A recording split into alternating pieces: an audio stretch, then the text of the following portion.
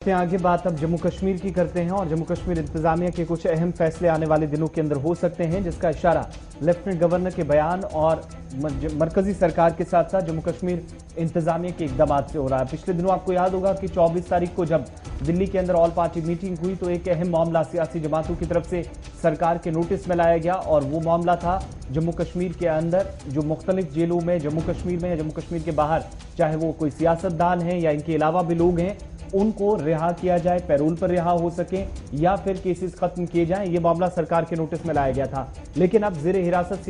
सियासतदानों के केसेस का एक एक करके जायजा लेने के लिए जम्मू कश्मीर इंतजामिया की तरफ से एक कमेटी तश्कील दी गई है और इसकी सरबराही जम्मू कश्मीर के अंदर होम डिपार्टमेंट के सेक्रेटरी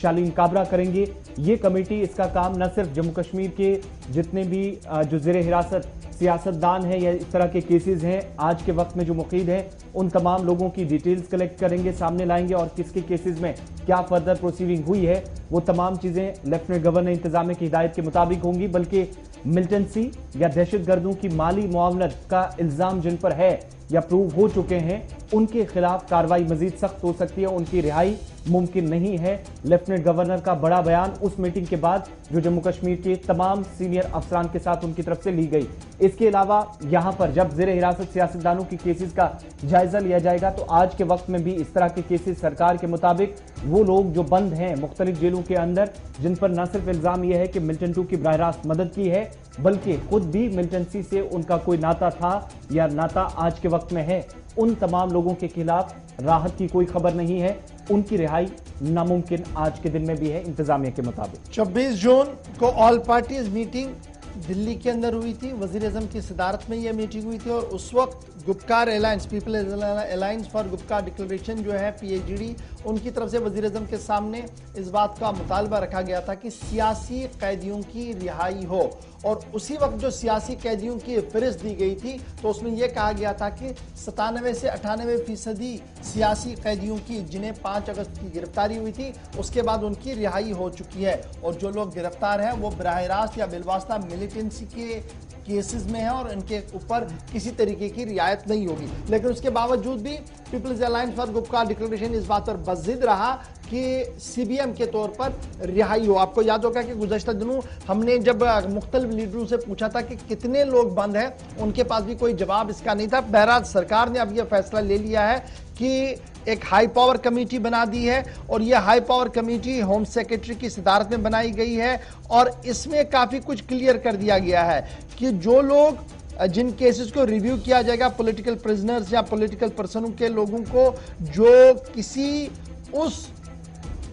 इक़दाम में मुलव्वस नहीं है जो रास्त मिलिटेंसी के साथ हो, यानी उनका हवाला के साथ कोई संबंध ना हो, मिलिटेंसी के साथ कोई संबंध ना हो, पॉलिटिकल डिटेंशन अगर उनकी है तो उनकी रिहाई हो सकती है। इस सिलसिले में बाज़ाब्ता तौर पर शालीन काबरा को यह काम जो है वो सौंप दिया गया है। और उसके साथ साथ कल ही लेफ्टिनेंट गवर्नर ने एक और बात अपनी साफ कर दी है कि जम्मू कश्मीर के अंदर डोमिसाइल कानून का इतलाक है और डोमिसाइल हासिल करने वालों की तादाद हर दिन गुजरने के साथ बढ़ रही है और फिल वक्त 4 से 4.5 मिलियन डोमिसाइल्स बांट दिए गए हैं यूनियन टेरिटरी जम्मू कश्मीर के अंदर। ये भी कल बड़ी बात जो एक रिव्यू मीटिंग हुआ था उसके अंदर जो है वो सामने रखी गई है। और साथ साथ ये भी साफ कर दिया गया है कि वजीर आजम का मंशा जो है वो बराह रास्त जम्मू कश्मीर के अवाम के दिलों को जीतना है और यही वजह है कि हर दम कोई नई बात और नए तरीके से आगे बढ़ने की कोशिश जो है वो की जा रही है। फिलहाल पॉलिटिकल प्रिजनर्स के लिए कमेटी बना दी गई है, देखना होगा कि कितने रिलीज होंगे। दूसरी बात, डोमिसाइल कानून का निफाज ऑलरेडी है और उसमें 4.5 मिलियन डोमिसाइल्स दे दिए गए हैं, इजरा कर दिए गए हैं। और उसके साथ साथ साफ ये कर दिया गया है कि मिलिटेंसी के मददगार लोगों के खिलाफ सख्त कार्रवाई होगी और वो इस जुमरे में नहीं आएंगे कि उन्हें माफी दी जाए। तो ये बात थी बड़ी इंपॉर्टेंट, क्योंकि कमेटी को बनाया गया। अब